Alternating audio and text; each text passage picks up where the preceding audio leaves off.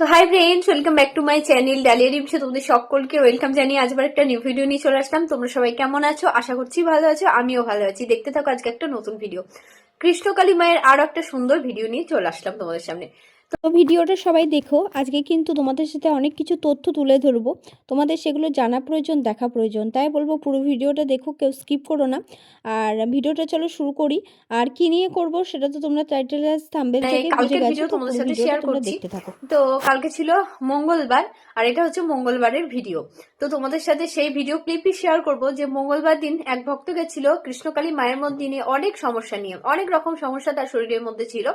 তো সেগুলো কিন্তু কৃষ্ণকালী মায়ের মন্দিরে গিয়ে তার সব সমস্যাগুলো মায়ের নাম জপ করে, এবং আরেকটা জিনিস শুনলাম, এটা কিন্তু আমি বারবারই শুনি, ওখান থেকে গিয়েও জানতে পেরেছি যে কৃষ্ণকালী মায়ের নাম জপ তো একটা আছেই, তার সাথে নাকি জবা ফুল খেলে নাকি তার শরীরের সমস্ত যা রোগ টোগ হয় সেগুলো নাকি ভালো হয়ে যায়। তো জানি না সেটা কতটা সত্যি, আদেও কি ভালো হয় কি হয় না সেটা যার সাথে হয়, যারা খেয়েছে তারাই বলতে পারবে। তো আমি সে ব্যাপারে জানি না। তো এরকম কিছু জানার পর তোমাদের সাথে শেয়ার করছি যে কৃষ্ণকালী মায়ের মন্দিরে যাওয়ার পর প্রত্যেক লোকেরই কিন্তু মিরাক্কেল ঘটে।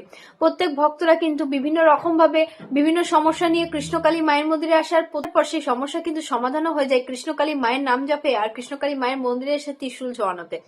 তো সব ভক্তরাই কিন্তু এটা বলে, বা কৃষ্ণকালী মায়ের নাম জপে যে ভালো কিছু হয় সেটা আমি জানি, কিন্তু ত্রিশূল ছোঁয়ানো আমি কখনো ছোঁয়াইনি, বা ত্রিশূল ত্রিশূল ছুঁয়ে আমি সেরকম তোমাদেরকে বলতে পারবো না যে ত্রিশূলে কতটা কাজ হয়, কারণ আমি ত্রিশূল এখনো পর্যন্ত ছোঁয়াইনি।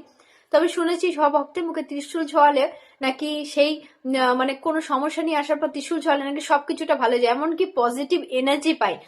কোনো সমস্যার মধ্যে ধরো সে মানুষ আছে বা রোগ, তার শরীরে এনার্জি পাচ্ছে না, কৃষ্ণকালী মায়ের ওই যে ত্রিশূলটা আছে, সেই ত্রিশূল মঙ্গলা মা যে ত্রিশূলটা ছোঁয়, সেই ত্রিশূল ছোঁয়ানোর পর নাকি শরীরে পজিটিভ এনার্জি আসে, যে কাজ করতে ইচ্ছা করে না সে কাজ করতে এনার্জি পায়। এরকমই শুনেছি অনেক ভক্তের মুখ থেকে শোনা কথা।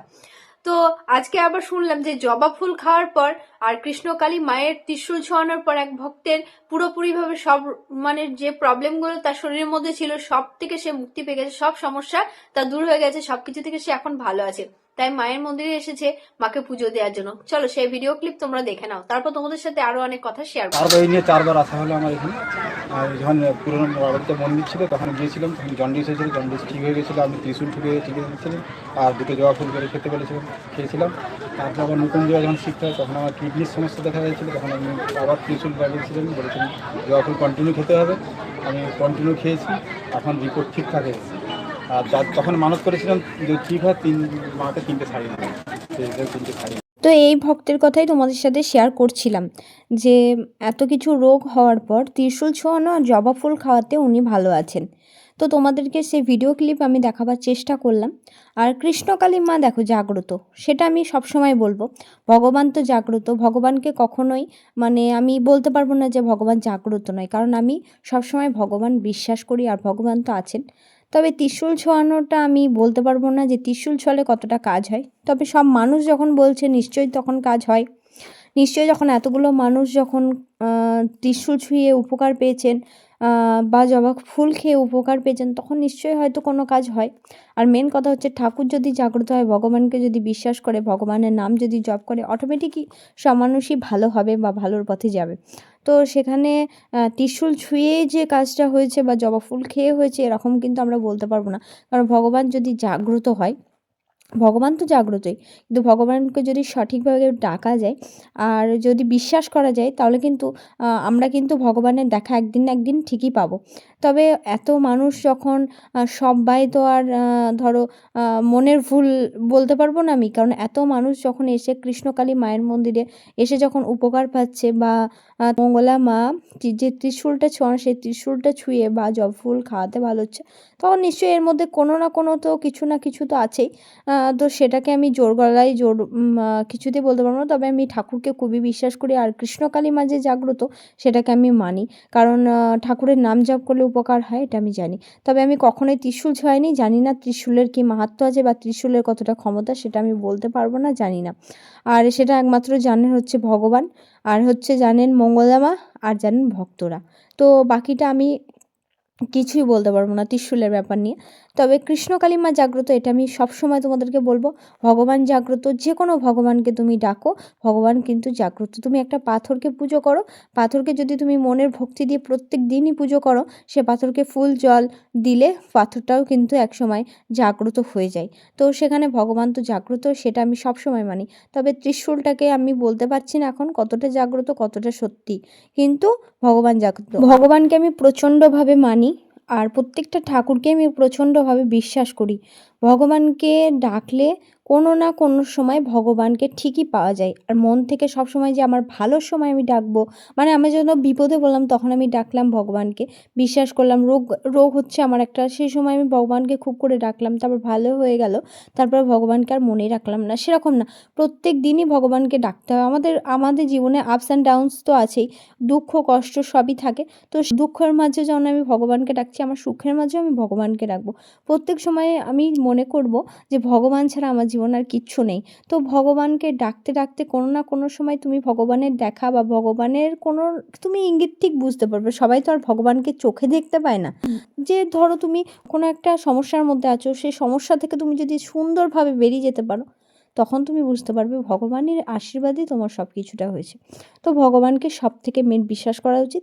আর দেখো, এত ভক্ত যখন কৃষ্ণকালী মায়ের মন্দিরে এসে উপকার পাচ্ছে, তখন কৃষ্ণকালী মা খুবই জাগ্রত, আর মঙ্গলা মায়ের মধ্যে কিছু না কিছু তো আছেই। সেটা আমি তোমাদেরকে সবসময় বলি বা এখনও বলবো। এটা আমি কখনোই কথা ঘোরাবো না যে না কিছু নেই, কিছু তো আছে ওই মন্দিরে বা মঙ্গলা মায়ের মধ্যেও। তো এবার আসছে জবা ফুলের কথাতে। জবা ফুলটা খেলে কতটা উপকারী, আমি জানো তো এখনও পর্যন্ত জবা ফুল কখনো খাইনি, সে ব্যাপারে কিন্তু আমি জানি না। তবে অনেক মানুষের মুখে শুনতে পাচ্ছি যে জবা ফুল খেয়ে নাকি তারা উপকার পেয়েছে, তাদের অনেক কঠিন অসুখ ভালো হয়ে গেছে জবা ফুল খেয়ে। তো হয়তো জবা ফুলে হয়তো কোনো রকম গুণ তো আছে, না হলে কেন ভালো হচ্ছে। এবার সেটা আমি কিন্তু সঠিকভাবে জানি না, তোমাদেরকে বলতেও পারবো না। তবে মঙ্গলা মা নাকি বলেন জবা ফুলটা নাকি সকালবেলায় খালি পেটে খেতে হয়, আর যেমন বলে দেয় 2 মাস 3 মাস 4 মাস এরকমভাবে একটা টাইম দেয়। তো এতদিন ধরে প্রত্যেক দিন সকালবেলায় জবা ফুল একটা করে খেতে হয়। তো এবার গোটা খেতে হয়, সবটাই খেতে হয় না, একটু ছিঁড়ে পাতা মানে পাপড়ি ছিঁড়ে খেতে হয়, সেটা ঠিক আমি জানি না। এ ব্যাপারে কিন্তু আমি তোমাদেরকে সঠিকভাবে কিছুই বলতে পারবো না। কিছুক্ষণ আগে যে ভক্ত কাকুটাকে তোমাদেরকে দেখালাম যে জবা ফুল খেয়ে আর ত্রিশূল ছুঁয়ে ওনার নাকি সমস্ত রোগ ভালো হয়ে গেছে। তো ওনার বাড়ি হচ্ছে, বললো যেটা শুনলাম যে ব্যারাকপুর নাকি বাড়ি। তো ব্যারাকপুর থেকে উনি এসেছেন, ওনার জবা ফুল আর হচ্ছে তোমার ত্রিশূল ছুঁয়ে নাকি পুরো শরীরের সমস্ত অসুখ ভালো হয়ে গেছে। তো এটা একটা মিরাক্কেলই বলতে পারো তোমরা। তো কৃষ্ণকালী মায়ের মন্দিরে এরকম কিন্তু মিরাক্কেল ঘটতেই থাকে, আমরা যেটা দেখি যেটা শুনি সেটাই তোমাদের সাথে বলছি। তো মিরাক্কেল এরকম ঘটতেই থাকে কৃষ্ণকালী মায়ের মন্দিরে। আর কৃষ্ণকালী মায়ের মন্দিরে মিরাক্কেল প্রত্যেক দিনই হচ্ছে। প্রায় তোমার 2000-এর ওপর ভক্ত কৃষ্ণকালী মায়ের মন্দিরে প্রত্যেক দিনই আসছেন। আর তাদের কিছু কিছু মানুষের মুখে শোনা যাচ্ছে তাদের কিন্তু কোনো না কোনো মিরাক্কেল ঘটেইছে কৃষ্ণকালী মায়ের মন্দিরে এসে। এবার দেখো, প্রত্যেকটা তোমাদেরকে বলেছি মনের বিশ্বাস আর ভক্তি দিয়ে কিন্তু মাকে পাওয়া যায়। প্রত্যেক ভগবানকে কিন্তু মনের ভক্তি দিয়ে পাওয়া যায়। তুমি যদি বিশ্বাস করো হ্যাঁ ভগবান আছে, ভগবান ছাড়া কি কখনো কোনো কিছু, মানে আমরা বেঁচে থাকতেই তো পারবো না ভগবান ছাড়া। তো ভগবান তো আছেই। এবার ভগবানকে ডাকাটা হচ্ছে তোমার কতটা আমি নিজে ভগবানকে ডাকতে পারছি সেটার উপর নির্ভর করে ভগবানের দেখা পাওয়া। তো সেটা ভক্তরা হয়তো মন থেকে মাকে বিশ্বাস করে সব সময়ের জন্য মাকে ডাকেন, তাই মাকে পান। কোনো কিছু শক্তি মঙ্গলা মায়ের মধ্যেও আছে, তাই এত ভক্তকে মঙ্গলা মা প্রত্যেক দিন কৃষ্ণকালী মায়ের মন্দিরে নিয়ে আসতে পারছে। তো প্রত্যেক দিন প্রায় 2 থেকে 3,000 ভক্ত আসেই কৃষ্ণকালী মায়ের মন্দিরে, আর কিছু না কিছু ভক্তের উপকার হতেই থাকে। তো আজকের ভিডিওটা তোমাদের সাথে শেয়ার করলাম পুরোটাই ওই যে ব্যারাকপুরে যে ভক্ত এসেছিল তাকে নিয়ে। তো এই মিরাক্কেলটা তোমাদের সাথে শেয়ার করলাম। তোমাদের কার কী মতামত কমেন্টের মাধ্যমে জানিও। কমেন্ট করলে কিন্তু আমাদের খুবই ভালো লাগে, কমেন্ট করো, কমেন্টে বলো তোমাদের মতামত জানিও, কোনটা ভুল বললাম কোনটা ঠিক বললাম সেটাও জানতে ভুলো না। সম্পূর্ণটাই তোমাদের মতামত আমাদের জানতে খুবই ভালো লাগে, যেহেতু আমরা ভিডিও করি তোমাদের মতামত তো আমাদের প্রয়োজন। তো কমেন্টের মাধ্যমে সে মতামত জানিও, কোনটা আমি ঠিক বললাম কি ভুল বললাম সেটাও জানাতে পারো। আজকের ভিডিওটা তোমাদের কেমন লাগলো কমেন্টের মাধ্যমে জানিও। ভালো লাগলে লাইক কমেন্ট শেয়ার করো। আর চ্যানেলে যারা এখন নতুন আছো, চ্যানেলটাকে এখনও সাবস্ক্রাইব করোনি, তো প্লিজ চ্যানেলটাকে সাবস্ক্রাইব করে আমার পাশে থেকো। এরকম নতুন নতুন আপডেট কিন্তু আমি তোমাদের সাথে শেয়ার করেই থাকি। তো আরও কিন্তু নতুন ভিডিও তোমাদের সাথে খুব তাড়াতাড়ি চলে আসবে, তার জন্য চ্যানেলটাকে সাবস্ক্রাইব করে আমার পাশে থেকো। ভিডিওটা আজকে এই পর্যন্তই রাখলাম। যেহেতু আমি ভগবান বিশ্বাস করি তাই কৃষ্ণকালী মায়ের নামটা তো আমি করবই। তাই জয় কৃষ্ণকালী মায়ের জয়, জয় সোনা মায়ের জয়, জয় আমার বাড়ির দুর্গা মায়ের জয়, গোপাল দেব দাদার জয়, আমার মহাদেব বাবার জয়। আজকের ভিডিওটা এ পর্যন্তই।